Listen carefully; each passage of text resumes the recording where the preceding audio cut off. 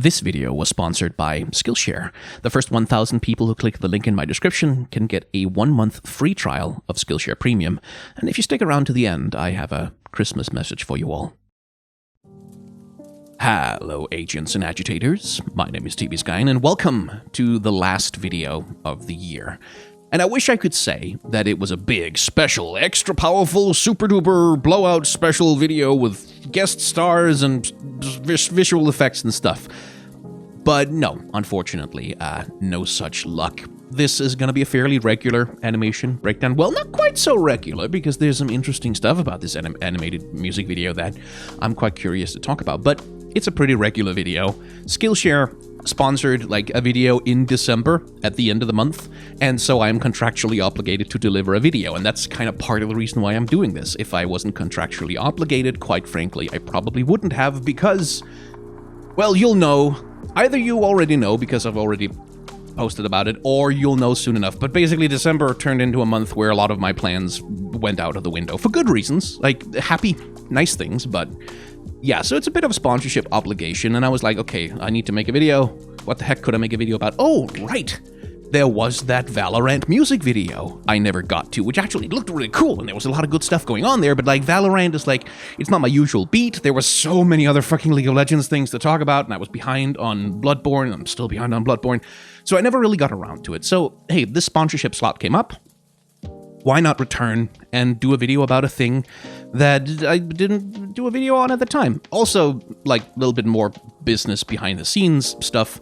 When I'm making a video about something that's not usually the thing my channel is about, that usually costs me like a hit in the algorithm and the video doesn't make as much money. So hey, if I have a sponsorship slot, that'll pay for the loss in ad revenue, and I can do the thing. It all works out in like the business way. And as an added bonus, it's not a tedious subject. It's not something I don't want to talk about. It's something I do want to talk about, because this is Die For You, which is a music video produced by English, or at least a London-based animation studio, The Line, for Riot Games, in conjunction with their Valorant something or other championship esports. I don't know. And this is where I should be upfront and say I don't know Valorant lore. I sort of tried to look into it when the game was first announced, and it's some cool stuff with like parallel dimensions and superpowers and things, but I don't play this sort of game. I never really had time to look into it, and Valorant never really seemed like it was the most story-driven game on the planet, let's put it that way. So I don't know Valorant lore. I don't really know that much about the characters that are involved here. And I don't know anything about Valorant esports either.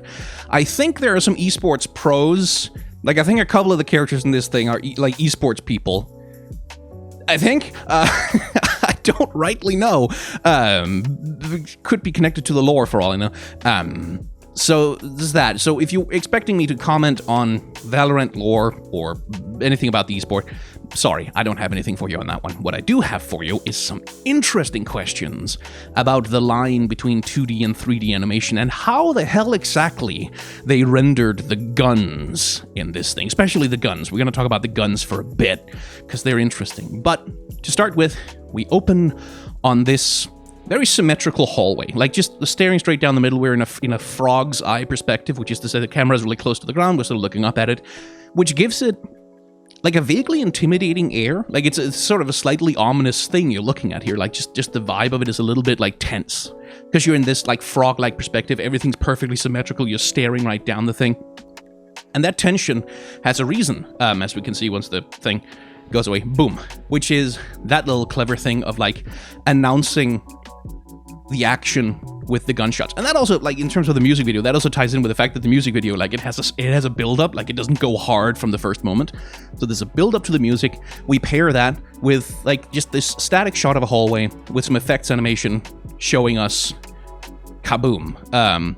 Guns firing, grenade comes in, and kapalow. And these explosions, by the way, we're going to talk about the explosions as well, because there's some lovely ones. So, flashing light warning for this video, by the way, because we're talking about explosions, we're going to get flash frames. So there's going to be some lights flashing back and forth. If you're photosensitive, you might want to be careful, maybe look away a little bit when we're talking about explosions.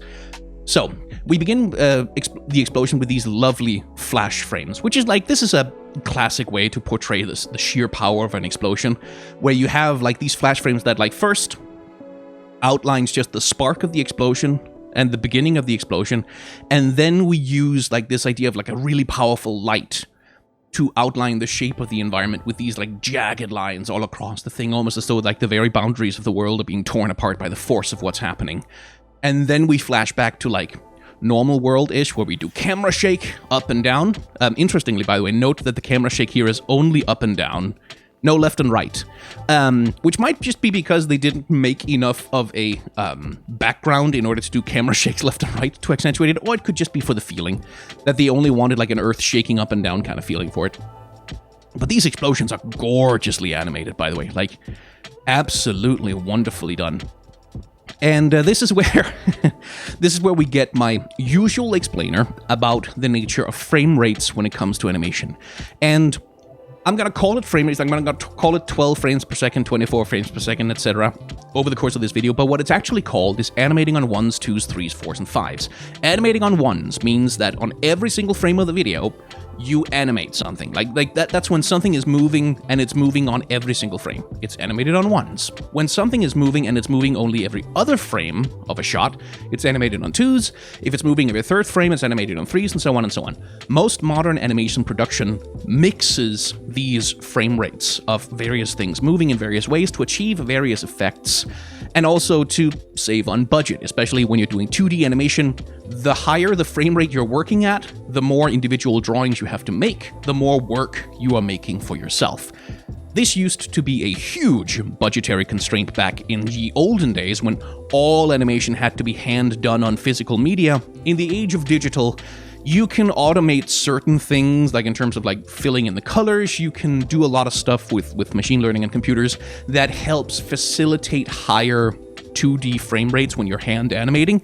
But it's still a lot of work. Like, it's still one of the major limiting factors of what an animation production can do is how much budget, how many people, and how much time do you have to create X number of drawings for X amount of runtime. Or Y amount of runtime if we're doing the math correctly. They can't be the same variable. Anyway, this comes up here because if you pay attention to the smoke here, we have the shake of the camera, which happens every single frame, right? But if you pay attention to the smoke here between these two frames, no movement. The smoke doesn't change, it doesn't move, nothing happens. It changes at this point every other frame. You can see the smoke billows out and becomes bigger. But you may also notice that earlier on in the explosion, when everything's moving faster, it moves and changes on every frame of animation. And that's what I mean when I say productions mix and match frame rates to match the aesthetic of movement that they need. So for example, if they want to show a character moving like in really extreme slow motion, they'll often animate them at a higher frame rate so that there can be more microscopic changes frame to frame to frame, giving a greater sense of smoothness.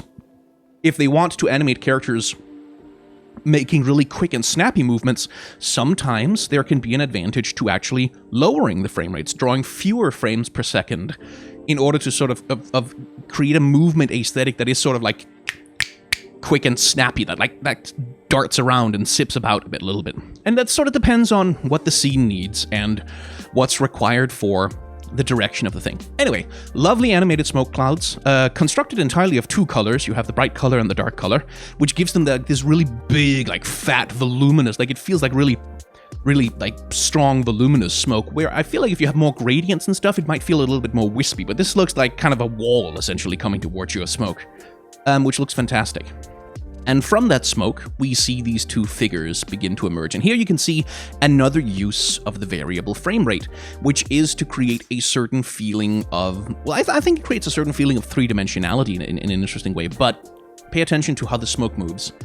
Here, on these frames, the smoke in front moves, then, on the next frame, the smoke in the back moves and changes, and then they sort of alternate their way. Not entirely, they're not both animated on 2s, interestingly. There's these, you can see, for example, here, there's one frame I'm cycling between right now, where nothing happens, like nowhere in the frame, so there's this sort of a strange sort of syncopated rhythm of like things animating, like on every frame here, there's animation, right? Like, So the whole of the frame here is animated on a 1, in the sense that, like, every single frame, something in the frame is animated. Like, something in the frame is moving, but not even if not the whole frame is moving. But then we just have this hold, which is, like, that's what it's called when you sort of, like just stop something for a single frame.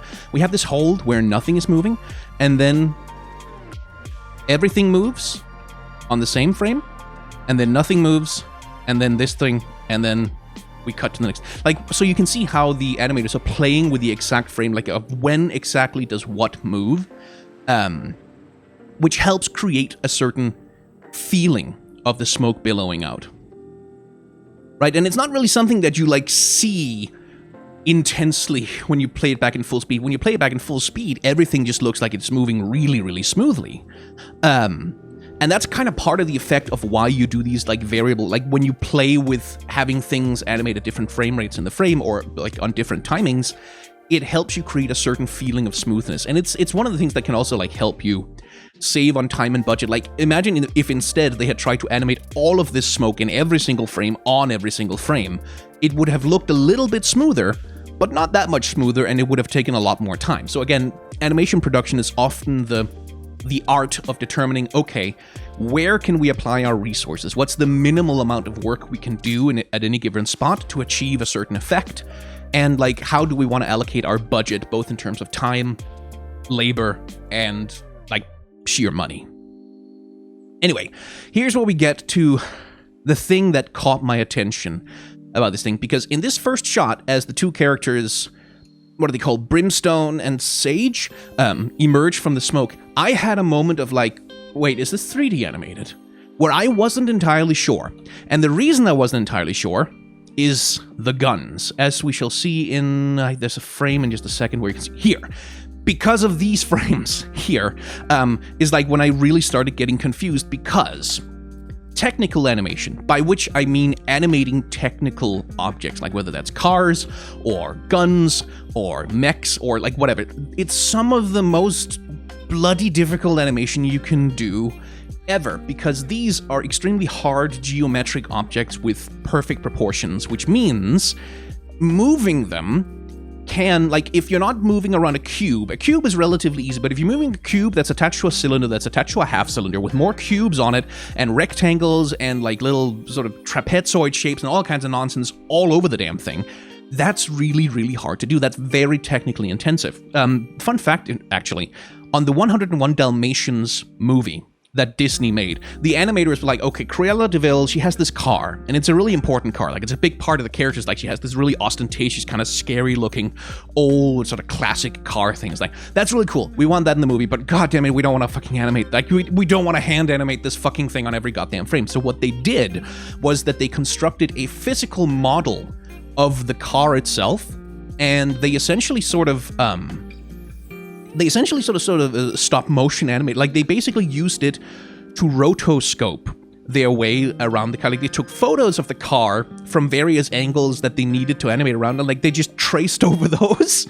Instead of sort of trying to hand draw the goddamn car from scratch on every single frame, they used rotoscoping techniques and all sorts of like things that would save them from having to do the massive effort of trying to animate this highly complex technical object, like, that has both, like, that isn't just geometric in terms of, like, it has straight lines, but it also has a lot of curves. Like, oh god, bloody difficult to do. So I was curious when I looked at this shot and I saw these guns being animated. You can see the thing that he's doing here, Brimstone. The gun is lifting just a little bit, and as it's lifting, it's rotating a little bit around its axis, which means the shapes and, like, the relative sizes of all of the geometric shapes along the gun have to change just a little itty-bitty tiny bit. That is really fucking difficult. And the other thing he does is, as he enters the magazine into the thing, notice the little bit of rotation there, how the gun rotates just a little bit about that axis. And what I saw was that, okay, that gun is being rotated around two of its axes in, like, these little tiny microscopic movements, and yet the shapes on the gun remain completely consistent. Normally, that is a sign of 3D animation. Like, normally that's one of the things that you look at, and that's the giveaway that goes, okay, yeah, no, that's 3D animated, that's a 3D model, that they composited a 3D model into the shot, and used that because they didn't want to hand animate the goddamn guns. So I was like, okay, yeah, definitely. Definitely 3D guns. But then is the rest of the thing? Well, no, because we come to these shots, and I see a lot of like distortion of the model, a lot of like, you can see like the knit eyebrows, you can see like those hand shaded little crow's feet around his ears. Like there's little details and stuff on the face that tells me like, okay, that's probably not 3D rendered, because like 3D render thing, like the way that light plays across them, if it was a 3D model, right, you'd have like around here where his, you can see his, like his cheek is clenched and like his mouth is up, so you get this little bulge there, and then there's the crow's feet, so like there'd be all these little bulges and stuff that a lighting engine would correctly, like 100% correctly project like a very complicated shape of the light all across the face to sort of accentuate the shape. But in 2D hand-drawn animation, like sometimes like you just draw like you just give like a sharp line there, because like you don't need to sort of super accurately go over the curve of everything. Like the same thing with the hair also. Like if it was a 3D model, I would expect to see like the lighting engine, even if it's doing like a cell shading thing, so to deliver a more accurate outline of like the modeled shape of the hair along the beard and like along the cap, like you can see around the edge of things. Okay, so the characters are not 3D animated, but maybe the guns are. Okay, so we're just compositing it. But my friends, I kept going back and forth on it. It's like, what are these guns? Is this 2D gun or is that a 3D gun? Because that compositing is fucking immaculate. Because I look at this, like, look at this. Here, we have this little tiny subtle rotation of the gun, right? Like it changes direction from pointing that way to pointing a little bit more towards the camera. That little tiny bit. And the gun remains perfectly consistent, but it also remains perfectly consistent with Phoenix. Is he called Phoenix? With him, like there's this perfect symmetry between what the character is doing and what the gun is doing, and I'm seeing very little like disconnection between the 3D object and the character who's holding it. And that's actually really difficult. Like a lot of animation has already sort of tried working with compositing 3D models into 2D animation, and you can always kind of tell. Like 3D models in 2D animation, they have a different aesthetic of movement. And so when you try to composite them together in the same shot, especially if one character is interacting, like if a 2D character is interacting with a 3D character, like it's very, very fucking difficult to do that well. So I saw this shot and I was like, wait, hang on, that gun is like, it seems to be obeying the aesthetics. But then we get this shot instead where like, no, that has to be 3D. Like that gun is definitely moving in 3D, but then does that mean the arms are moving in 3D? Where I wasn't sure. Like I was like, I kept going back and forth like, no, that can't, but the gun can't be 2D animated. But then the biological parts of the character, like these parts, they don't seem 3D animated because like they have a different relationship with light. So are they just compositing that? And I kept being more and more impressed by that, because that's, and I don't know how easy this is to communicate to people who aren't like as nerdily into animation and yet outside of the animation industry as I am, where it's like that's really impressive. Like that's just really hard to do. That's really hard to get right, to composite a 3D model and a 2D character together so well that it doesn't immediately stand out as like unnatural or uncanny, or like you don't immediately get this like, oh, hang on, those things don't quite 100% fit together, because they do 100% fit together. Like the guns and the characters, like this movement here, for example, like as Brimstone, like the Phoenix Man is rushing forward and he's doing his thing, and as he's like reaching out to go, no, wait, stop, don't go, or whatever, look how the gun, like look how it perfectly follows him. Like it's the rotation of the gun in 3D space, which is being done with 3D animation software, presumably, matches the rotation of his arm, the rotation of his body perfectly. There's no disconnect. The gun never feels like it's floating. It never feels like it's disconnected from his grasp. It never feels like it's disconnected from him or his body. The weight of the gun, right? Like that's the other thing, is like as he runs out to sort of try and stop the guy, you can see he kind of has to pull the gun behind him because it's a big, heavy gun. So he's kind of like heaving it across after him. And that weight relationship is also correct. And that's hard. That's really, really hard to do. And that's why I wanted to talk about this thing, is because that just kind of, it kept getting me. I kept sort of going back and forth with like, no, it must be, they just spent a long time animating the gun. That's why. No, fuck that. It's a 3D model. I don't know. So that's what excites me about this thing. It's just like that mixture of 2D and 3D is immaculate. It's really well done. I genuinely cannot tell if the guns in shot are 3D models or if they are rotoscoped over the top of 3D models. And I'm kind of leaning towards the rotoscope idea because that would make more sense to me. But even then, I would expect to see like little, like, I don't know. I don't know is what I'm trying to get at. I don't know if the guns in shot are 3D models or rotoscoped over 3D models. Either way would be very impressive. Anyway, I had some other things I wanted to talk about also. Moving on from this shot, which, by the way, it's a sort of anime cliche, but like the thing of characters like bursting out from smoke, and you kind of see the smoke trailing off them almost like these streamers. Like, it's really it's just a really cool thing. And here again, you can see the use of varied frame rates where Brimstone moves on one frame, and then Sage moves on the other one. Brimstone, Sage, back and forth, back and forth, back and forth. Which, when you see the shot in actual motion, creates like a wonderful sense of smoothness, even though each character is not moving at the maximum available frame rate. The whole of the frame has the smoothness as though everything is animated on ones, as though everything is animated at 24 frames per second. You get that sense of smoothness without having to necessarily animate every character quite that smoothly. Anyway, fucking gun. Some lovely things going on here. In terms of character acting. You can see, like, the characters are in a firefight, tense situation, obviously, but there's a clear disconnect between the two expressions. This guy, he's sweating bullets. Like, you can see his entire face is, like, scrunched up. Like, you get this sense of almost, like, pain or suffering coming from here. Where she's, like, her eyebrows are down and they're knitted, and she has, like, a sweat bead maybe on her somewhere, but she's, like, clearly not suffering as much as this guy is. So you look over to him and he's, like, gritting his teeth, and then you see him sort of grasp at his midriff, which sort of indicates that either he's been wounded, which there's no visible indication of, or that he's just, like, in pain because I guess he's old or whatever. Either way, it seems to me that the theme of mortality is attached to Brimstone here, like this guy, because that's something that comes up when we enter his mind space a little bit later. Anyway, thing I wanted to talk about was, this shot right here, where Phoenix Man dives out of the smoke. So as you can see, we have animation on 2s as he dives forward, but take a look at this. Like, take a look at the way that they're handling the number of frames, because we get the first shot of him diving out, and we kind of hold on that. We kind of have this Looney Tunes time thing where he's like just kind of floating in the air a little bit. It's almost as though in these moments, like, gravity has kind of slowed down, affecting him, and then all of a sudden, boink! We sort of jump from here after, like, these very, very smooth frames where he's, like, making little tiny movements. We sort of, like, snap to the next movement, and then we snap to the next movement, snap to the next movement.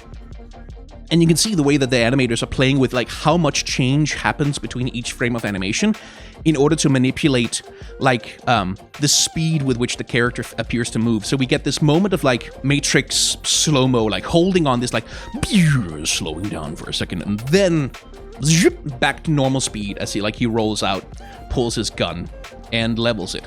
And here we can talk about speed lines a little bit, because pay attention to what happens to the gun as he whips it out of its holster from behind. You can see these speed lines going around it, sort of indicating movement between the frames, adding sort of a little bit of flair of speed to the motion that he's doing as he's, like, whipping the gun up. You can see even here they do it on the hands, like, where the hands become completely blurred out by speed lines in order to really accentuate sort of the snappiness and speed of his little gunslinger motion there as he pulls the gun up. And you can see that rendered much more clearly right here, as, like, where these speed lines are used to accentuate the direction of movement, to, like, really kind of sell the illusion of speed. And this is something, like, it's not I sometimes call this an anime-inspired thing. It's not exclusively an anime thing. It's like Western animation has done it for a long time, but it's a technique that you sort of often find in anime, where speed lines are often used to sort of bridge the gap between relatively low frame rates to sort of give a greater sense of illusion of speed. It's a technique that's certainly very popular there, that I quite like. And then we get him using his actual firepowers. And here again, you can see playing with the frame rate. You can see the fire moves on every frame here. Every single frame, the fire is moving, but he's only moving on one 3, 3, 3. Right, so again, playing with the frame rates to alter the smoothness of the thing that's happening. And I really like the way the flame lighting effects is rendered on him, because as he transforms, essentially, like as he activates his fire effect, look at how the lighting is like coming from below, right? Like it's not like it's sort of shining out of his face, it's coming from below, and it sort of illuminates him in a very dramatic way, leading into the flash frame where he's like fully Super Saiyan. And you can really see, like, if you pay attention to, let's see if we can get a good shot, like, pay attention to his face, like, just how much tension that there is there, like, just how he's, like, gritting his teeth really hard, and you can see, like, his cheek is sunken in, and there's, like, this little line above his nose fold that sort of really indicates that he's, like, pulling on every muscle in his face as he's unleashing this power from within him. But that also, like, it makes him go from like this sort of very conventionally attractive, handsome young man to all of a sudden, like, you can see, like, the way that he becomes visibly, like, more kind of demonic and scary and a little bit less human in his expression, which is something that I think, again, without knowing the lore of Valorant, I think that sort of comes back once we dive into his mind palace, as it were. And here we have another moment of, like, slowdown. Like, this is another moment of, like, he's dashing forward, and they're sort of, like, going, oh! We have, like, this little moment of, like, as they, like, go, no, don't go, where things are slowing down a little bit. Again, we're playing with the frame rates of how the characters are moving. Sometimes they move on the same frame, sometimes they move on alternate frames, sometimes they don't move at all. These little holes that all sort of contribute to creating, like, that particular aesthetic of motion that you want for this one shot, as we get, like, this very slow move, like, this very slow showing of the characters, like, realizing what he's doing, reacting to it, getting up, and starting to chase after him. And that's animated with a very different aesthetic, for example, than him dashing forward himself, because, like, him dashing forward, that's just, like, zip, he's just gone. Like, that happens this quickly, as he just leans forward, and then he gains speed like he's Sonic the Hedgehog. Here, instead, like, there's much more of a focus on, like, how they're slowly sort of arranging their bodies. You can see, that Brimstone, like, he's changing the direction of his leg to sort of get it in front of him, push himself out from behind the wall, and dash after the guy. And again, the aesthetic of movement that you choose for a particular shot informs how that shot reads to the observer, which I quite like. And then this is Chamber. I know his name because my timeline has been nothing but thirst for that guy since the moment he was announced. Well, it was for like a week or two.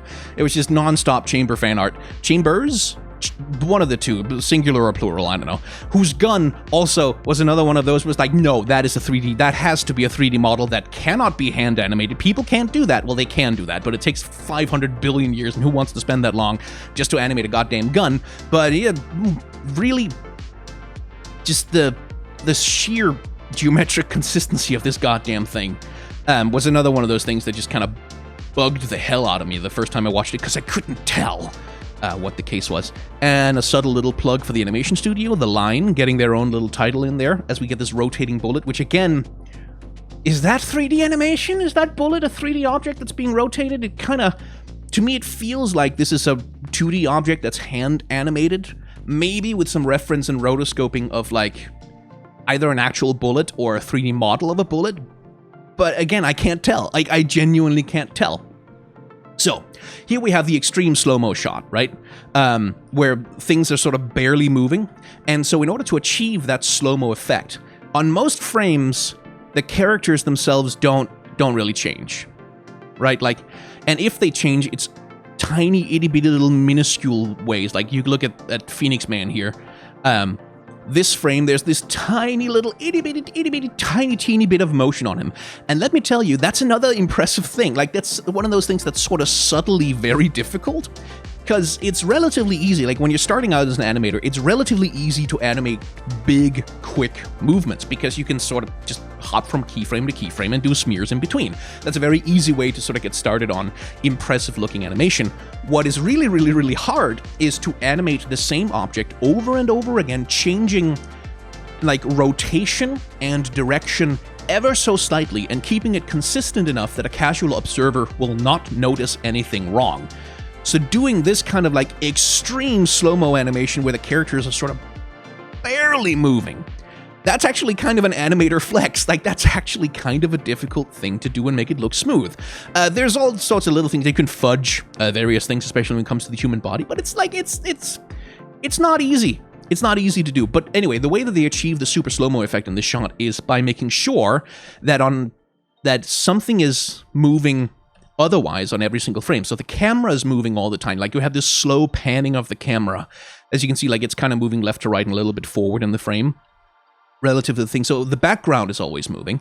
Then we have all the sort of lightning special magic mineral spike effects, whatever the hell that thing is, going off, sort of keeping movement in the frame so that there's this smoothness and constant sense of motion to contrast with the relative immobility of the characters. And this also, by the way, was one of the shots that I slowed down and looked at to, like, what the fuck are these guns? Are they 3D animated? Are they not 3D animated? Is the character 3D animated?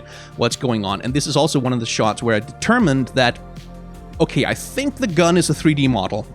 I think so. But the character must be hand animated, because there were little things that are really hard to articulate. It's like more of a vibe, of a feeling. The ways that, like, characters are 2D animated that sort of give them away. And it's here. Actually, let me zoom in on that. Let me see if I can find it for you. We'll zoom in on the gun.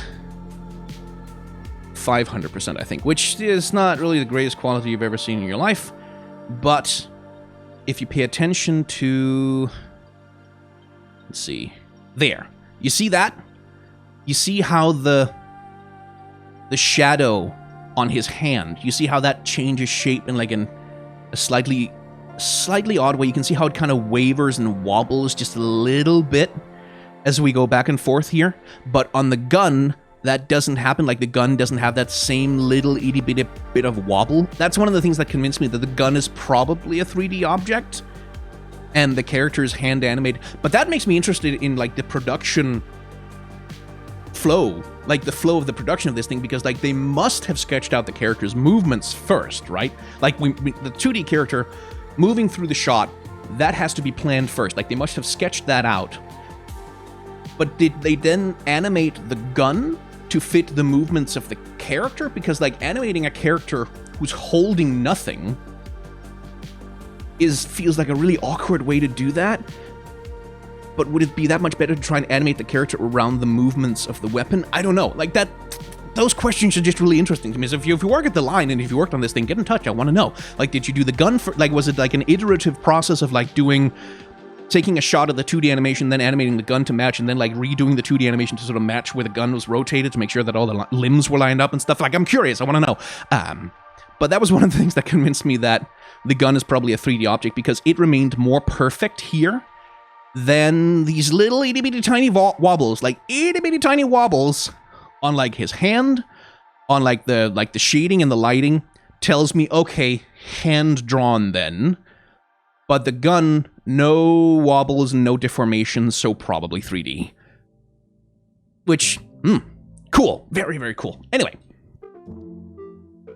This is where we sort of enter the mind palace of the characters. And the way that we enter the mind palace is like a classic cinematic technique, which is we have this freeze frame where we zoom in on their eyes, because the eye is the window to the soul, don't you know?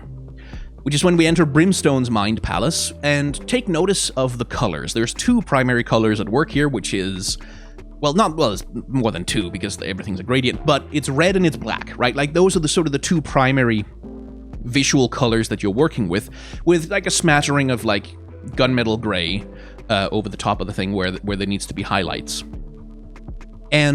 But pay attention to that once we get to the other characters, because they all have different color spaces inside of their heads, which I thought, like, which is in terms of cinematography, is a really good way to indicate, like, if you're moving between dream spaces and mental spaces for different characters, giving them each a very strong color identity is a really good way to sort of mark the transition between these things.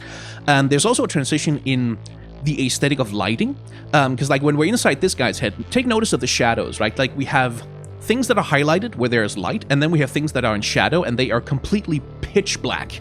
No gradients in the shadows, no, like, sort of gradual transition from light to dark. It's just light and dark, and though, like, never the twain shall be blended.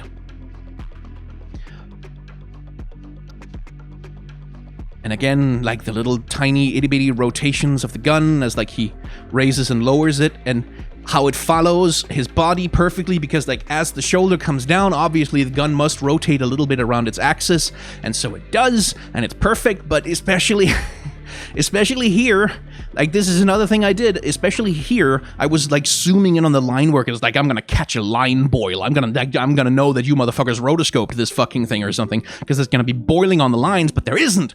Not that I could tell anyway, which means that I'm not sure. Anyway, very cool. So some good character acting going on here. Look at the transition from, like, he notices, oh shit, it's an enemy of some kind. Notice his body language, like completely hunched over, tense, like shoulders basically over his ears, head down, wide eyes, like brows all the way knit down. And then as he notices not an enemy, like we get this little reaction moment of like blink and then realization. Notice how everything in his posture just subtly changes. Like even from this to this, there's this slight release of tension. And as he begins to sort of realize that not an enemy, you can see he hasn't quite left combat mode yet, but he's like sort of realizing, hey, hang on, wait a minute. And then the relaxation. And just see that subtle little change in his expression, like just that little tiny change in the eyebrows from here, where it's anger, to here, where it's shock. Right? Like itty bitty tiny micro expressions that just like do that little bit of work of transitioning the character from one mood to another in like, it's good acting. And then you can see like the whole body sort of unknitting and all of the muscles sort of untensing as he realizes what it is he's actually looking at, which is whoever this is. Is that an esports player? I don't know. Or is it a character from his past lore? Heck if I know, but he is instantly determined to protect this person. Where again, like you can see the, like just hella shading and dark. Like the reason why I think it might be an esports person is because that to me looks like an esports logo of some kind. So maybe, I don't know. But again, this use of like super dark shadows and like keeping the eyes lit for that maximum impact effect. And just like a lot of really sort of very striking shots here, like these like juxtapositions of like the girl in shadow and then the shadow falling over everything. And there is, I think, again, like, this is why I think there's, like, a theme of mortality with this guy, because, like, he was clutching his chest, and he was, like, his midriff, and he was clearly, like, winded or hurt or something, and then as, like, he sees this person, his gun, like, his symbol of power, his symbol of strength, it disintegrates and falls apart at the same moment as these rocks sort of fall to the ground, having lost their buoyancy. So there's this imagery of loss of potency or loss of power. And then this, again, like a very striking shot of this black orb hovering over everything, threatening to crush them, which again, if we're talking mortality, that would be the looming specter of death that's threatening to crush us all at any given moment, hovering over him, except it's threatening to take out her as well. And so he pulls a bit of a Goku on it. With some, like, I really like the hand animation here. Like the way that the fingers are like posed on the thing, and like you can see how he has to sort of catch his grip. Like he slams his hand into it, you can see it bounces back a little bit, and then he catches it, and then you get this, like this wiggle of the fingers around the axis of the knuckle. That like works really well to sort of indicate just the sheer amount of tension and pressure he's putting into it. And then we have this, like this is just a fucking showpiece, and there's sort of a Mobius-like inspiration to the way that the clouds are rendered. Like it feels very ligne claire, which is a term out of comic books. Like it's a style of Tintin, for example, famously used like ligne claire, which means you have these single, really thin, very sharp, very clearly drawn lines. Another example would be the work of the comic book artist Mobius, who has these intricate, beautiful lined pages of like these super clear thin little lines. Like it's a very particular way to use line weight and variety in line weight to show shape, to show volume. Anyway, this just reminds me of that, which I think is cool. Anyway, more flash frames. You can see again we're using the bright light to sort of outline the shape of the environment. So the black orb is there. You can see the shape of the clouds is still there as we head into this, again, another little show-off piece with boom, the clouds being parted by the sheer power of what's happening down here as this black orb is being temporarily stopped. by one bearded angry man holding it aloft. And I like these frames of transition, like as the clouds are parted, as they're blasted apart. You can see they're blasted apart in sort of a spiral motion like that, which is just like, again, any one of these frames could be an excellent wallpaper for your computer, I think, because like, man, that's pretty. Like, that's just really pretty and really well composed. And I like the you can see how there's this spiraling motion, circular rotation on the way that the clouds are parted, which is then mirrored in the sort of the circular layout of the background of the ground down below. So you have this consonance between the hole in the clouds and the orb, and these circles and circles and circles on the ground, and then this one pyramid peak upon which stands our dad man. Like, is that the vibe of him? Is like he's the team dad. He's protecting everyone. He's taking too much on himself to keep everyone safe and alive. Like, is that his vibe? Because in terms of his character design, he certainly is designed of the Valorant agents I've seen in a way. He is like the most down to earth, right? Like he's the one who's like the most like a Call of Duty character, basically. Like he's got like the beret and like sensible military fatigues-ish something. He's wearing like some chest armor because, you know, you don't want to get shot in the chest. And like he's sort of very sensible, sort of very down to earth. So the vibe I get from him is that he's sort of the grumpy dad, like the normie of the group, where you have like the sort of cool hot German lady who makes robots, and Sage who does magic, and the knife lady, the lady who has the wind and the knives. Like, that's all sort of very out there and outlandish, and then he's like very sort of down to earth, and so he's like, I guess, team dad. Anyway, here's a big transition. Interestingly, no smear frames, no effects, no anything. As this rock drops, it just sort of enters the frame. It holds for just one bit, like where it's like, it sort of just stays in the air just long enough for you to register it, and then bam, crushes the staircase. And as it does, you can see that his foot also starts really crushing into the thing, and like the whole staircase sort of begins to fall apart as we get, like, again, this sort of slow motion effect shot of like these rocks being thrown up into the air, these rocks falling, the girl walking down the stairs, the smoke clouds or the dust clouds billowing.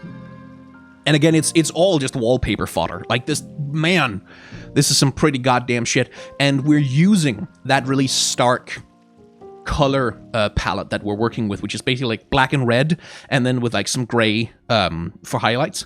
We're using that color palette to really create these stark, iconic images of Mr. Dude holding on, as the girl apparently can fly now, which it adds to the dreamlike sensation of the whole thing. And you can see the cracks beginning to run up his face. And interestingly, it's not until he notices her, like, again, you get this sense of like, he's right now here, he's in combat mode, right? Again, he's in combat mode. He's focused on the task. He's like, I must do the thing and deal with the threat.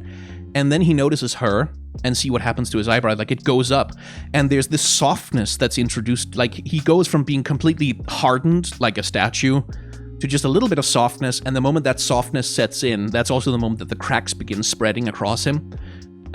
Which, again, I don't know if that reflects like his fear that his drive to protect others will be the death of him, or that he's not strong enough to protect people, that like he doesn't have the strength to hold the world above his head like Atlas and keep everyone safe.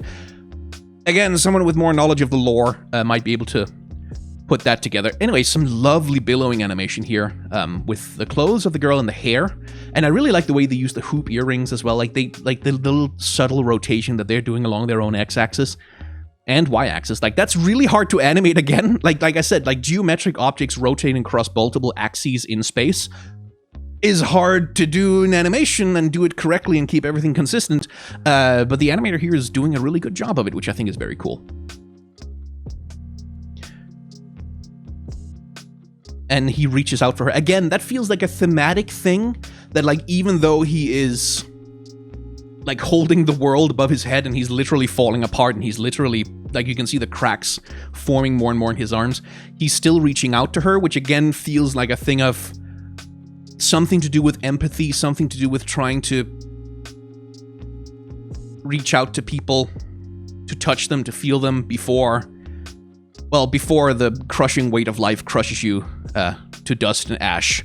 as must happen to us all. I don't know. But certainly in the context of this is him like reaching out to Phoenix Man, as Phoenix Man is running forward into danger and he's like coming after him, oh no! And then we dive into his mind. That feels like him, like these are his fears of being unable to protect people playing out like in front of him, and this is sort of this is the thematic representation of that in his mindscape. Anyway, here we have his shattered hand, like the shattered hand of his statue floating in air, and then he finally manages to reach out to her.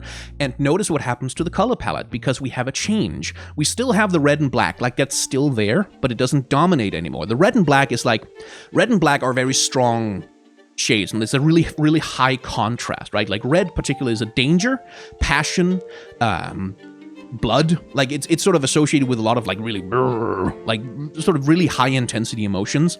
But then now we have this background that's all this sort of teal, green, bluish, sort of very calm, very downplayed. Like not all this tension and danger. Everything is not so stark. It has lots of gradients, like lots of sort of softness to it, which again sort of, now he's successfully managed to reach out to her. And we have restored, like you have these circles of rock floating around them, like we have this restored control thing, kind of, which again, if the girl is an esports player, I guess the idea is that through their cooperation, the two of them achieve greater powers than he would be able to do. Like through her guidance, he becomes powerful enough to do the things that he needs to be able to do, which seems to be the thing that's also going on with Phoenix and Sage. Like they have some imagery that sort of pulls me in that direction as well in terms of trying to interpret it. But anyway, Phoenix he is called Phoenix, right? Like, I'm not saying the wrong name the whole time and gonna be really embarrassed in the comments by that. If I am saying the wrong name the whole time, roast me in the comments, feel free to do that. But anyway, Fireman here has a completely different internal mindscape. First of all, purple, blues, we have like this little bit of pink sort of floating over the whole thing, and then we have this deep dark black, but we also have gradients, like you can see in the background, like a lot more sort of gradient between the various colors rather than these really stark, hard shapes and angles that we saw in the previous guy. So we have like this completely different aesthetic of a mindscape, which I think like works really nicely as we see him looking down on a reflection of himself. And that seems to be sort of the thing that's going on with him, is a question of identity, I think, like rather than sort of being relational to other people, where like Brimstone, he has this thing of like, I need to protect this other person. Phoenix seems to have a thing of he's looking at himself, like he's constantly sort of looking in a mirror, looking at reflections of himself, which seems to ponder questions. He's pondering his orb specifically here. It seems to ponder questions of identity, who he is and what he is, which I think relates to his powers, because he has, this is something I do remember, he has the power to get shot and then come back to life. Because Phoenix, like that's why Phoenix, where he can get shot and then he can teleport back to a place and be revived like a phoenix. Which I don't know if that has a thing to do with, a sort of crisis of identity, like if I die and live again and die and live again, if there isn't continuity between my states of consciousness, am I really coming back to life, or is it do I die and then a new person who with all of my memories comes back, and maybe that's me, or maybe that's not me, maybe my soul doesn't make the transition? I don't know. Those would be interesting questions to ask about a character who can die and come back, though. But anyway, his reflection drops this orb down, which then flies up to him, and now his reflection is a different person, which again, I think it's an esports player. I don't know for sure. I think so. And you can sort of see, like, he holds on to this thing, he ponders the orb, and then we have this moment of, like, again, he's using his fire powers, but this is a different vibe, right? When he was using his fire powers out in the real world, it was a very confident thing. Like, he had this grin on his face, like, yeah, I'm gonna use my fire powers, and everything's gonna be... I think he has a British accent, but I'm not gonna attempt it. And everything's gonna be cool, because I'm a cool guy who does cool stuff with fire powers. This is a different vibe, right? Like, as he's activating his fire powers here, this doesn't seem confident or happy. This doesn't seem like he's having a lot of fun. The acting on the face is telling us that this is something else that's going on here, as once again, sort of slightly variable frame rates playing a little bit with things moving on different frames. And then, like, it explodes out from under him. And then we get Edvard Munch's The Scream. Like, this is a scream. This isn't even really going Super Saiyan as such. This is more of an uncontrollable explosion from the inside that he doesn't seem to be able to fully control. Which probably isn't that pleasant. And here's something I really love in the way that his face is rendered here. The obvious thing, like, you have a character, they're completely center frame, right? And they're gonna do a big screamy thing or something like, and the face is center frame. The obvious thing to do is just make it symmetrical, because center frame, completely symmetrical frame, like we have the thing out to the left, thing out to the right. But they don't do that. They do these little things that, like, you can see the lip over here is curled up over his teeth, so we can see the gums a little bit over here. So, like, it's curled up a little bit more, it gets thinner, it gets thicker. You can see, like, there's a little bit of asymmetry with the way that the mouth kind of, it doesn't open completely straight up and down. It's sort of slightly tilted to one side. You can see one eye is more open than the other. One eyebrow is down, one eyebrow is out. So there's this, essentially contrapposto, I think, is what they're sort of doing visually, where like this tension and stretch on opposite sides of his face. You can see that with the cheekbone, like, you can see this cheek is maybe stretched a little bit more than that one is. And that's like, I really like that asymmetry, because it adds to that sense of, like, this is not a fun time. This is not necessarily him unleashing his power out of sheer enjoyment. And then we get the introduction of the third color to his color space, which is the color of fire. Like, the bright orange, the yellow, the white, like the burning sparks of who he is and what he can do. And then the orb something, he gains control of it, I guess, and makes a big fire clone of himself, which, again, if this question that's being asked here is one about specifically identity and how he relates to himself as this entity of fire, he seems to sort of get it under control real quick, and then he makes like 5 clones of himself, and he's like confident again. But then something happens, like, where he's like, oh yeah, I've got it. He's got this smile on his face, then this thing comes from behind, and it's, again, like, it's the face of him screaming. It's this demonic fire face, almost like this inhuman entity of something inside him that consumes him, that eats him alive. Which, again, I'm not 100% sure how to interpret it. I would know more if I knew the character.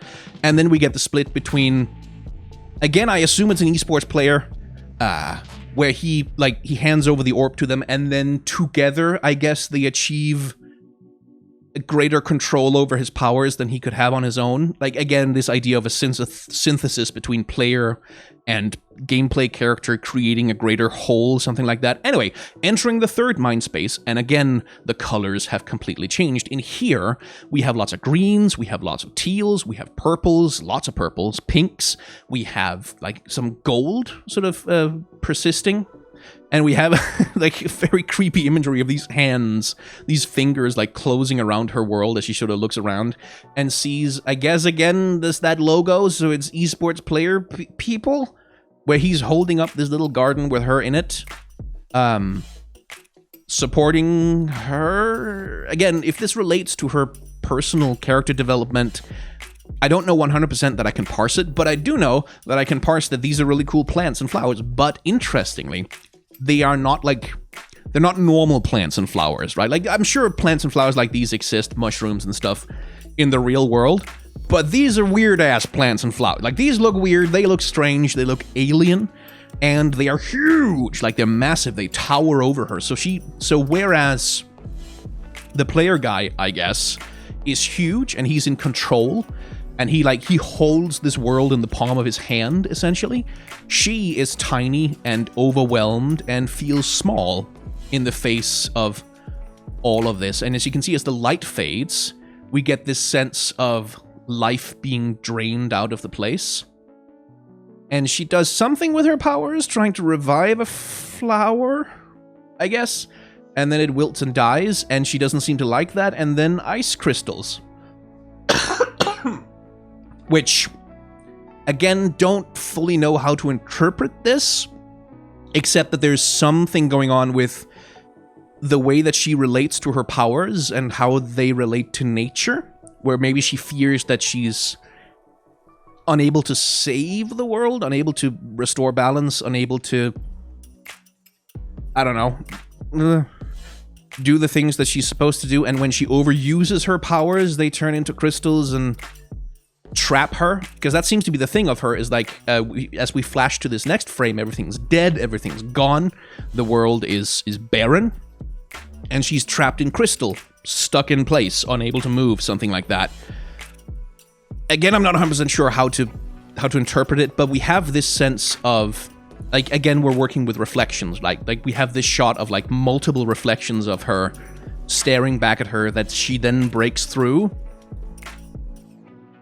again, using a scream. And then we have the face of, again, I think the esports player, because, again, we're talking about a conjunction of two characters coming together into a greater whole than they could achieve on their own, I suppose. Anyway, I quite, again, wallpaper bait, just a gorgeously rendered. I like the use of colors. You can see the color coming from below, lighting up the crystals. Like this bright line on the horizon, sort of separating it from this floating void of like reds and blues and blacks above the thing, and the crystal itself just absolutely, like, with these little purple pink highlights across the edges. Absolutely gorgeous. And one thing I do like about this particular shot is, like, first of all, we have this weird lighting going on. Like, her face is essentially being lit from below. But also, like, she's a little bit bug-eyed. Like, just a little bit, like, it sort of looks like her eye is protruding a little bit out of her face, which creates this slightly uncanny feeling. Like, it gives her a certain three-dimensionality that I really like. That's often, by the way, missing in female characters that are rendered in a highly stylized style. They can often become kind of flat. Here we have a character, like, who has a lot of volume to her face, and that sort of aids in the expression, like, as she opens her eyes and realizes where she is. Like, the way that, like, her entire face kind of, like, boom, explodes into this realization and then anger. And, oh, here's something I should actually have talked about. The use of vibration. So as a character tenses up, and this is a very common thing, like, as a character tenses up, and you can do this yourself, if you really tense your hand really hard, it'll begin to tremble.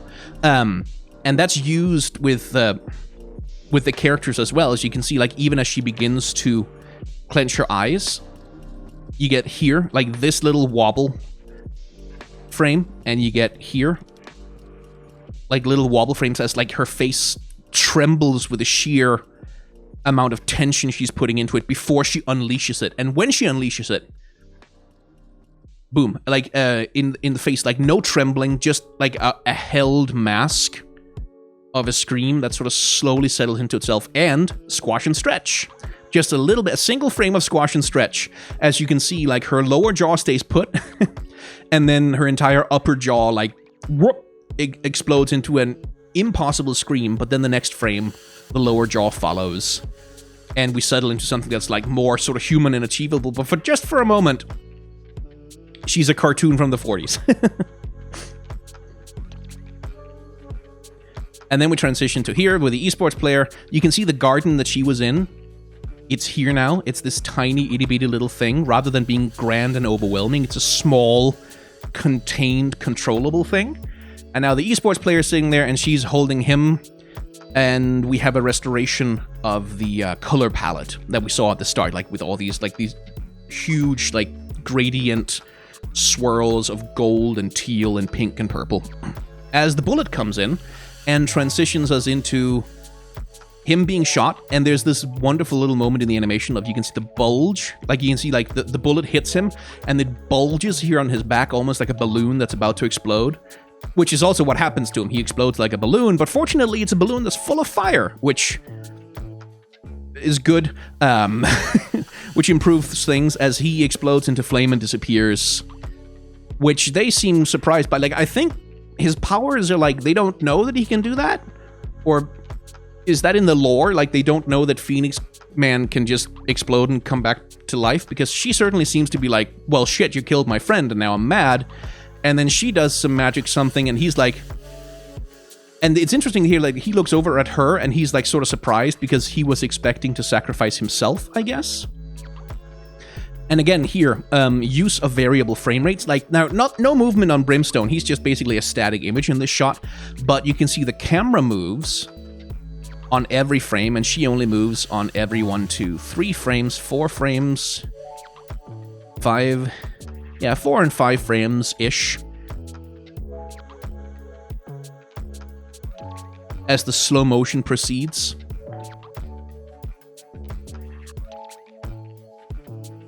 And then there's this shot, which is one of the shots, again, where I was like,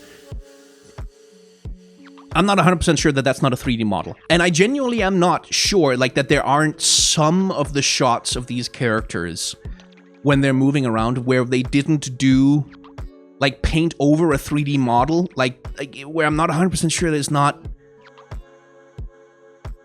that. And this is one of those shots because there's a little bit of a change in the level of detail, which could just be because she's further away, where I'm not 100% sure. But either way, it's like the impressive thing, the reason I harp on about it so much is that it's really impressive to create a composite that's so good that a person could be so much in doubt whether or not it's 3D or 2D animation happening.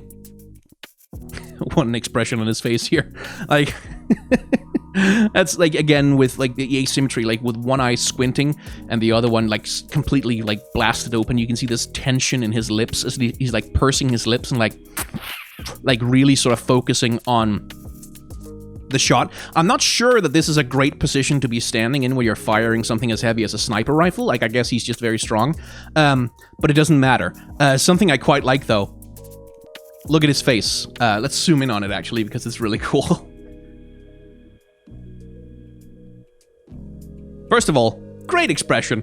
But also, the blast from the shot, you can see how it ripples through his entire face. Like, it blows back his cheek and just ripples through his entire mouth. Again, very that one shot from the Matrix style, which I just thought was kind of funny. It's a funny little detail, because like it's something that you don't really necessarily notice when you're watching it in full motion, right?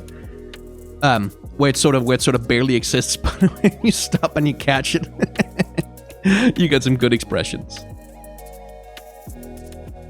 And again, just absolute, like this is something I haven't really touched on that much, but like the effects animation here is gorgeous. Animating good fire is hard. Like, animating effects like these and doing it well is difficult. It's not an easy thing to do. And so like managing to get like this sense of like this blazing inferno that's like this power bursting out of the ground flying up, that's a hard thing to do, and they're doing a really good job. Again, notice that the flame here moves on a different frame rate than the flame in the background, and the flame in the background seems to be more or less synchronized with her. And then the fire, I don't know if the fire actually prevented him from hitting her, like if it changed the course of the bullet, or if he just missed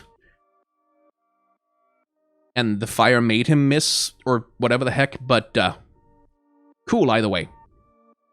Oh, by the way, this character, like, one of the things that's probably quite difficult to animate about her is the way that you have to account for her hair in all situations, because, like, when you have this blazing inferno in front of her, you might expect that, like, there's some wind whipping up, messing with the way that the hair is moving. So that's pretty cool. Anyway, he's back. He has a thing. He's running in slow motion.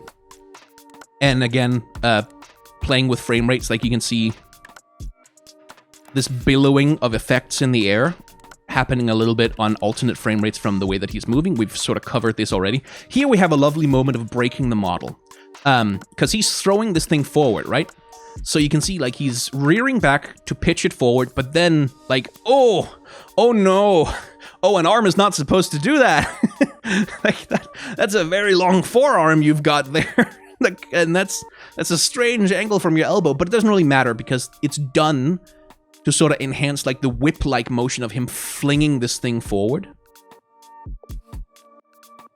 And again, this thing is one of those things where I feel like this thing is definitely not a 3D object. And the reason why I think so is because, like, if you look at the lines here, like, you can see how kind of they're jagged and they seem very hand-painted. But I think it is rotoscoped over a 3D object, maybe? Just to keep the shape of it consistent, because if it isn't, that's some damn impressive technical animation that I'm not, again, like, I keep being so unsure about which bits of this are rendered in what way, which is what makes it impressive. Anyway, they run to the thing with the thing, and then flash, and then it's the esports players, and they're doing the thing, I guess, and here the thing is blue, and has, like, little blue things, and here it's yellow, and it has little red things, which, I don't know, like, I know that Valorant is playing around with alternate universe stuff, because I watched that one story short where it's the Phoenix Man, he's fighting some guys, and then one of the guys turns out to be him from an alternate dimension or whatever. So is that because, like, in alternate dimensions, that thing has different colors, or it's just an esports thing? I don't know. Either way, very cool animation. I didn't understand a lot of it, but damn well done. And I have just, man, just like so many new wallpapers, man. Like this is a wallpaper, and this is a wallpaper, and this is kind of a wallpaper, and that's a wallpaper, and this right here is definitely a wallpaper. That could be a wallpaper. It's a wallpaper simulator all up in this thing. But very impressive animation. I should look into Valorant lore someday. But for now, I'm just happy to watch the cool music videos they put out. I don't really know how to end this video, so like this. Thank you to the sponsor of this video, Skillshare, whose sponsorship helps me pay the rent this month. Skillshare is a learning platform, so it has no ads, and if you'd like to improve or learn some new skills of your own, the first 1,000 of my subscribers who click the link in the description will get a 1-month free trial of premium membership so you can explore your own creativity. And since this video was all about animation, why not follow animator Johannes Fast's course, Basics of Hand-Drawn Animation, which takes you through the craft of animation from the very first basic principles, teaching you everything you need to know to create appealing characters on the page yourself. Or you could take Fraser Davidson's course on simple character animation, which shows you how to use the features of a program like After Effects to quickly craft simple and interesting shape-based animation with digital tools. Thank you again to Skillshare for their support of this channel. Hey, so as I mentioned earlier, this is the last video of the year, and I don't have anything special for you, but I did want to just take a second to do a wrap-up and be thankful, I guess, because this was kind of a big year for me. In January, the channel had just over 85,000 subscribers, I think, and now it's damn near doubled, actually. I gained 70,000 subscribers this year, which is insane. Like, that's really not supposed to happen normally.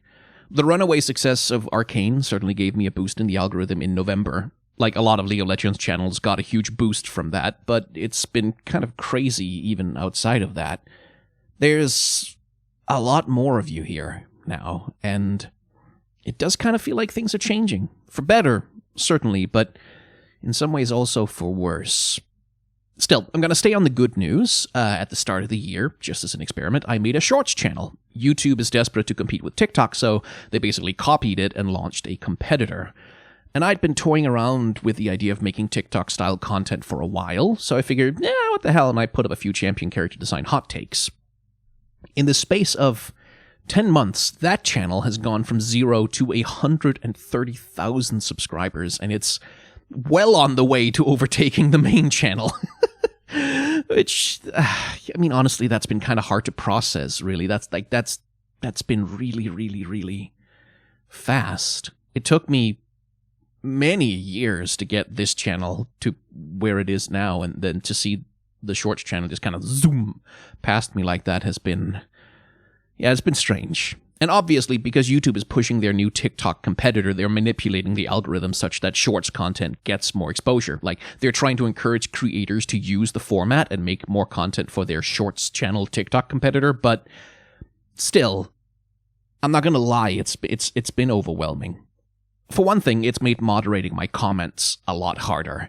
This is something I've kind of prided myself on for a long time. I read all of my comments, and I moderate them myself. I don't read all the responses to all comments because YouTube doesn't notify me about those, but if you've left a comment on one of my videos, I have almost certainly read it. I don't remember it, but I have almost certainly read it. And I put a lot of work into moderating the channel. I block people who throw slurs and insults around. I delete comments that are just trying to start fights or being shitty to people. I've tried to stop my comments section from turning toxic like so many places on YouTube are. And I think I've succeeded at that, at least moderately, but as the subscriber count grows, the amount of time it takes to moderate the channel grows as well, and now I have this second channel with over 100,000 subscribers, and that's like doubled, almost tripled my workload, so yeah, it's not going to be possible to moderate the channels like this for that much longer. So in 2022, I'm probably going to have to stop doing that a little bit. I'm going to have to expand my word filters and rely on automatic moderation and just hope that things don't go to hell. So when I say that some things are changing for the worse, that's the sort of thing I mean, because As the subscriber count grows, it changes how you relate to your audience, and it changes how the audience relates to you.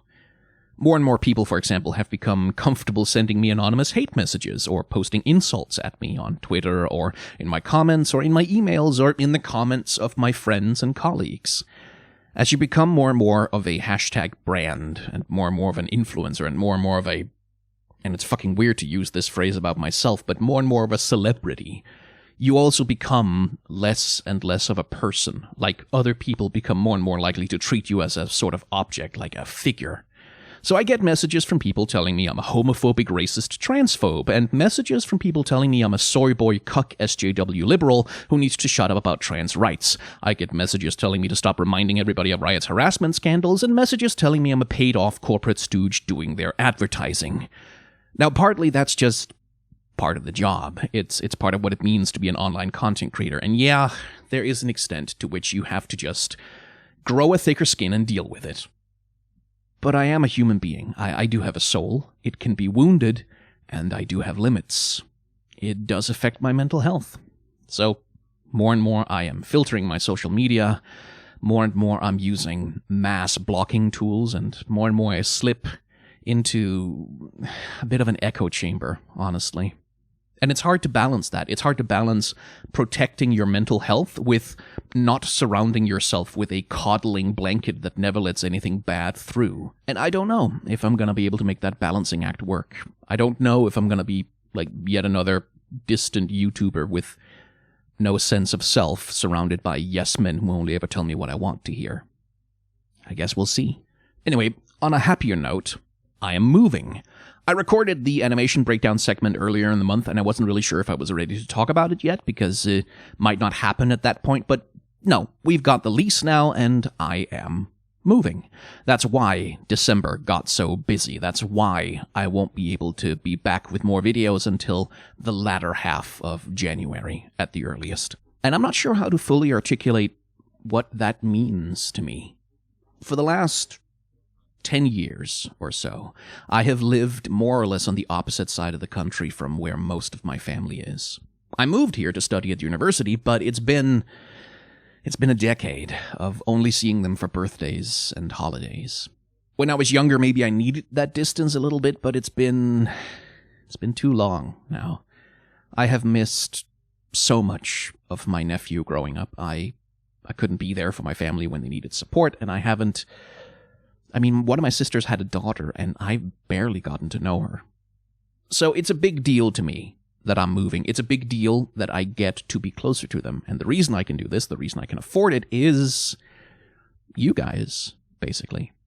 Or, well, if I'm being cynical, the reason I can afford it is because I have successfully monetized your attention for profit, but I don't especially like being cynical. My life has improved a lot, and it's going to improve a huge amount more in 2022. At least I hope so. And it's because all of you have been generous enough to give me your time and your attention. And also your money on Patreon and through donations. I don't take that lightly. I don't take it for granted. I am very, very, very lucky. And I hope that the work I do will continue to be worth all of this. So thank you for watching. Thank you for sticking around. Be kind to one another, and I will see you in the new year.